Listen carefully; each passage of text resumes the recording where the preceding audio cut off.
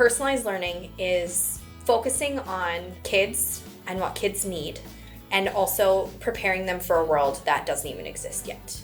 Well, in my level 5 learning center, what I love about their age level is they can handle a lot more autonomy and independence than I ever realized. Back in the traditional system, it was me telling them what to do when they were going to do it. We all did the same thing on the same day, and we were all done at the same time. And if they weren't finished or if they didn't understand it, it was kind of that, too bad, we're ready to move on. Now in my learning center, you'll see kids doing different things at different times, which I love. So I might have a set of things that they need to do, but they get to choose what order they're going to do them in, or they get to choose who they work with or where they work. There's just so much more autonomy in the how and the who and all that. Personalized learning is about learners' voice and choice. And so they get to have a little bit of voice in what they want to accomplish.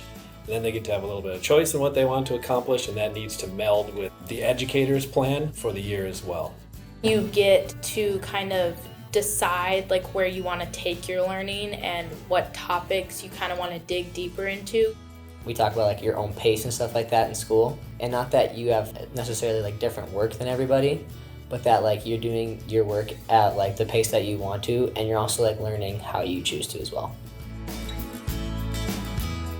Whenever I give feedback, it seems like a lot more learners are quicker to respond, right? We're not penalizing them for that any kind of extra learning that they need.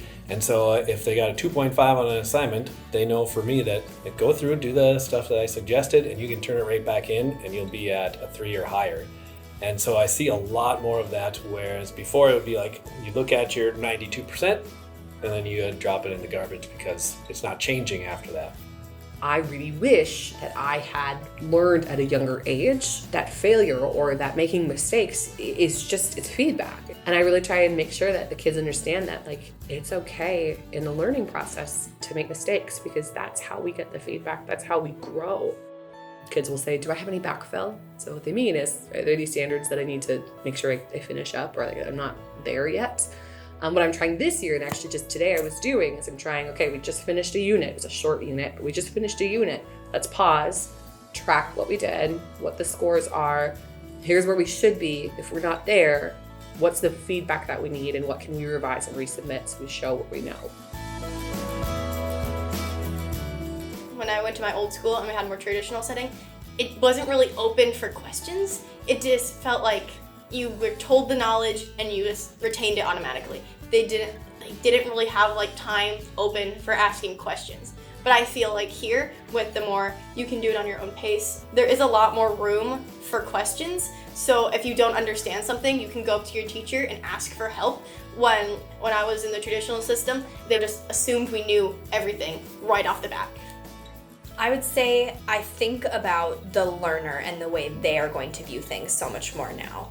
Whereas before it was so much more about me and how do I need to plan this lesson and deliver this lesson. And now it's so much more of how can I engage the learner? How can I bring in their interests? How can I work in an interest that I know this one child has? I come at a lesson in so many different ways, and I feel like I view it through the learner lens more than I ever did.